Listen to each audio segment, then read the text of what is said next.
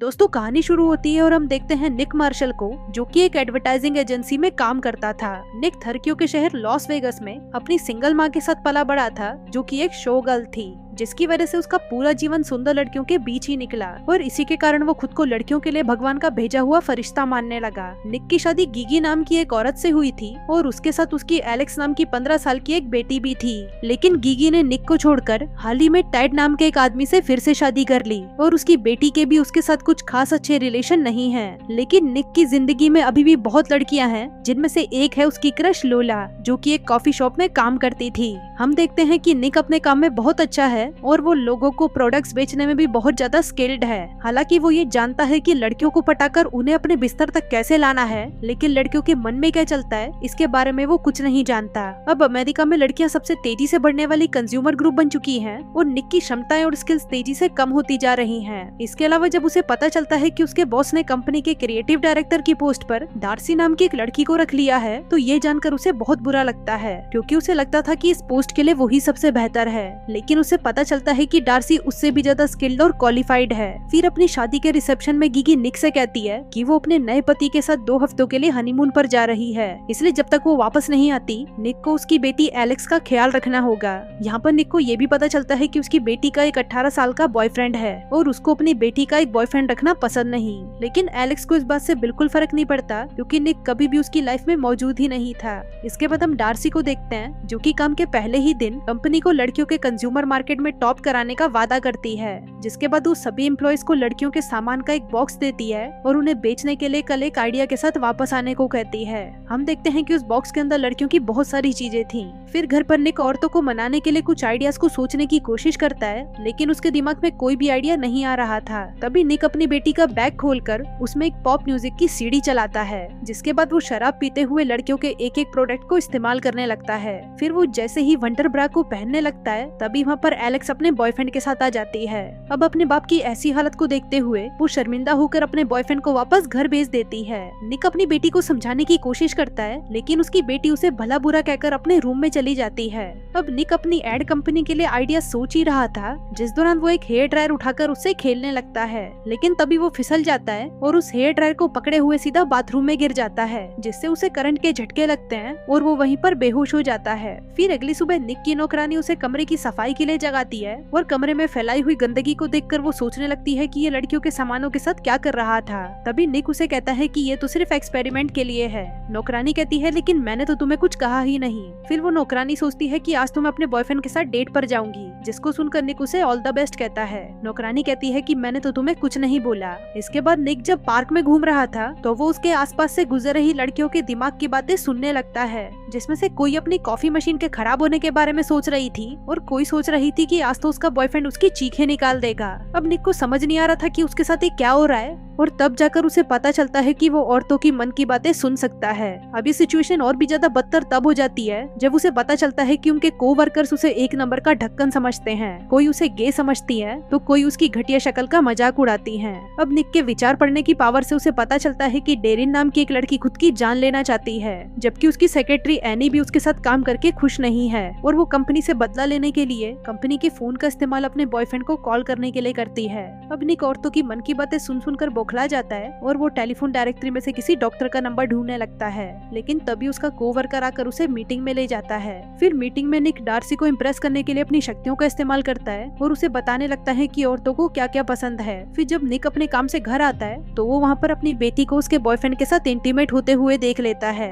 अब ये देखकर वो गुस्सा हो जाता है और उसके बॉयफ्रेंड को वहाँ से भगा देता है। इसी दौरान उसकी बेटी का भी दिमाग खराब हो जाता है और वो अपने बाप को उल्टा सीधा बोलने लगती है। इसके बाद हम देखते हैं कि निक अब उन लड़कियों की बातों से परेशान हो चुका था जो उसके बारे में सिर्फ बुरी बातें बोल रही थी, इसलिए वो फिर से उसी ड्रायर का इस्तेमाल करते हुए खुद को नॉर्मल करने की कोशिश करता है, लेकिन वो ऐसा नहीं कर पाता। फिर अगले दिन निक एक थेरेपिस्ट के पास जाता है, जो उसकी बातें सुनकर उससे परेशान हो जाती है। अब पहले तो वो उस पर विश्वास नहीं करती, लेकिन निक उसे कहता है कि मैं तुम्हारी सारी मन की बातें सुन सकता हूँ। अब ये सुनकर वो थेरेपिस्ट उसे कहती है कि तुम इस दुनिया के सबसे लकी आदमी हो जो ये समझने में माहिर है कि लड़कियों को क्या चाहिए। वो उसे कहती है कि तुम इन शक्तियों से दुनिया पर राज कर सकते हो। अब ये सुनकर निक खुश खुश हो जाता है और फिर सबसे पहले वो अपनी शक्तियों का इस्तेमाल करके अपनी क्रश लोला को इम्प्रेस करने की कोशिश करने लगता है। वो उसे वही सब कुछ कहता है जो वो सुनना चाहती थी, जिसके बाद वो उसे अपने साथ डेट पर चलने के लिए पूछता है, जिस पर लोला भी मान जाती है।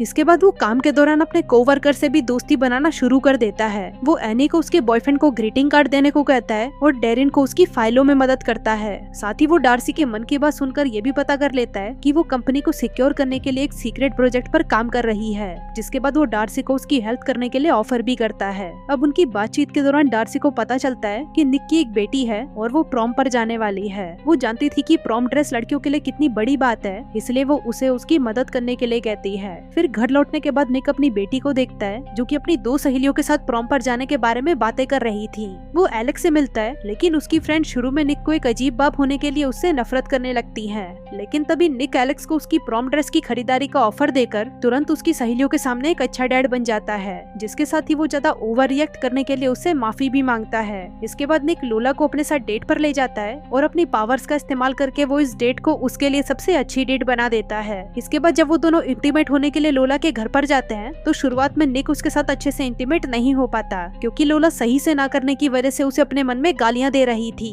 लेकिन फिर निक जब उसकी बातें ध्यान से सुनकर उसके साथ वैसा ही करता है तो इस चीज से लोला इम्प्रेस हो जाती है और वो अपने मन में उसके हथियार को एनाकोंडा कहती है। अब निक लड़कियों के चेहरों पर ज्यादा फोकस करने लगता है और औरतों के साथ बार बार डेट पर जाकर उन्हें समझने की अपने स्किल्स को सुधारने लगता है। निक डार्सी के साथ भी ज्यादा समय बिताने लगता है। वो उसके मन के आइडियाज को चुरा लेता है और उसके आइडियाज उसी को सुनाकर उसे इम्प्रेस कर लेता है। इससे डार्सी को लगता है कि उन दोनों के बीच में बहुत सिमिलैरिटी है, जिस वजह से वो उसे पसंद करने लगती है। इसके अलावा निक की अपनी बेटी के साथ रिलेशनशिप भी अब ठीक होने लगे थे। वो उसकी प्रोम डांस के लिए उसकी ड्रेस ढूंढने में मदद करता है, जिससे फाइनली वो उसके साथ एक अच्छा बॉन्ड बना लेता है। लेकिन यहाँ पर निक को शक था कि उसका बॉयफ्रेंड सिर्फ उसके साथ सोना चाहता है और अगर एलेक्स इसके लिए तैयार नहीं है और सही लड़के का वेट करना चाहती है तो वो अपने बॉयफ्रेंड को इंटीमेट होने से मना कर सकती है। अब एलेक्स उसे उसकी ड्रेस खरीदने के लिए थैंक यू कहती है, लेकिन उसे एक ओवर प्रोटेक्टेड डैड बनने से भी मना कर देती है। इसके बाद जब वो डार्सी के साथ होता है तो वो उसकी मन की बातें सुनकर फिर से उसे इम्प्रेस करने की कोशिश करता है, लेकिन अब डार्सी के साथ ज्यादा समय बिताने की वजह से वो उससे प्यार करने लगा था।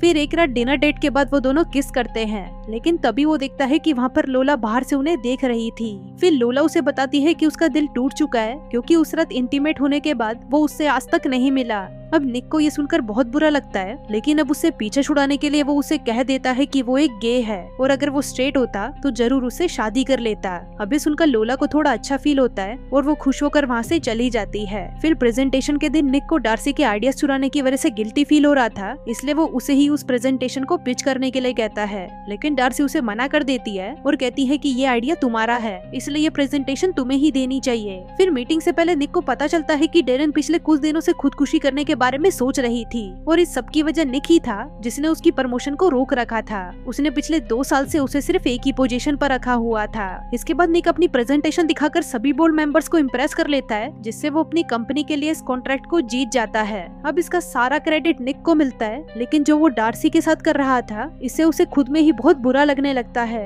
इसके बाद वो डार्सी को सॉरी बोलने के लिए उसे एक लेटर भी लिखता है, लेकिन तभी डार्सी वहाँ पर आ जाती है और उसे अपने साथ उसके नए खरीदे हुए घर में ले जाती है। डार्सी इस घर को लेकर बहुत खुश थी, जिसके बाद वो दोनों वहीं पर इंटीमेट हो जाते हैं। फिर अगले दिन निक अपने बॉस से मिलता है, जहाँ पर उसे पता चलता है कि उसके बॉस ने निक को क्रिएटिव डायरेक्टर की पोस्ट पर प्रमोट कर दिया है और डार्सी को काम से निकाल दिया है। उसका बॉस कहता है कि उसने डार्सी को काम पर रखकर बहुत बड़ी गलती करी, क्योंकि उसने तो पूरी मीटिंग में अपना मुंह तक नहीं खोला। अभी सुनकर निक को और भी बुरा लगता है और वो अपने बॉस से कहता है कि इस प्रेजेंटेशन का पूरा आइडिया डार्सी का था और वो उसे डार्सी को काम पर वापस रखने को कहता है। फिर निक खुद डार्सी को ढूंढने के लिए वहाँ से जाने लगता है, लेकिन तभी उसे पता चलता है कि डेरेन जो कि खुदकुशी करने वाली थी वो आज काम पर नहीं आई थी। अब ये देखकर वो डर जाता है और डेरेन को देखने के लिए उसके घर जाता है। फिर रास्ते में चलते हुए निक बिजली के खंभों पर धमाका होते हुए देखता है, जो कि सीधा जाकर उस पर लगता है। फिर डेरेन के घर जाने के बाद उसे वहाँ पर एक सुसाइड लेटर मिलता है, लेकिन तभी वो देखता है कि डेरेन अभी भी वहीं पर होती है। फिर अपनी गलती को सुधारने के लिए वो डेरेन से कहता है कि वो उसे प्रमोट कर रहा है।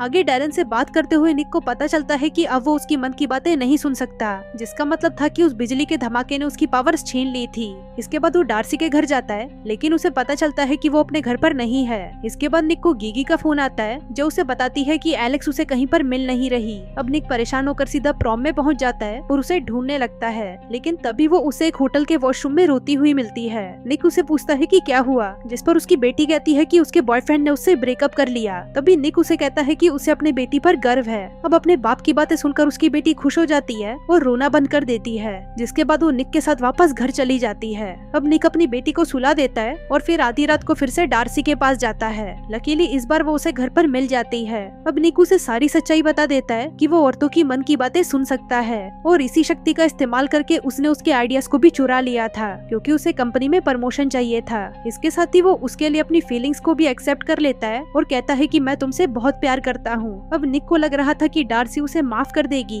लेकिन तभी डार्सी उसे कहती है कि वो उसे काम से निकाल रही है। अभी सुनकर निक को बिल्कुल भी बुरा नहीं लगता, क्योंकि वो इसी का हकदार था। इसके बाद वो दुखी होकर वहाँ से जाने लगता है, लेकिन तभी डार्सी उसे रोक देती है। वो उसे कहती है कि उसने उसे माफ किया और वो भी उसे पसंद करती है। इसके बाद वो दोनों एक दूसरे को किस करने लगते हैं और दोस्तों इसी के साथ ही ये कहानी यहीं खत्म हो जाती है।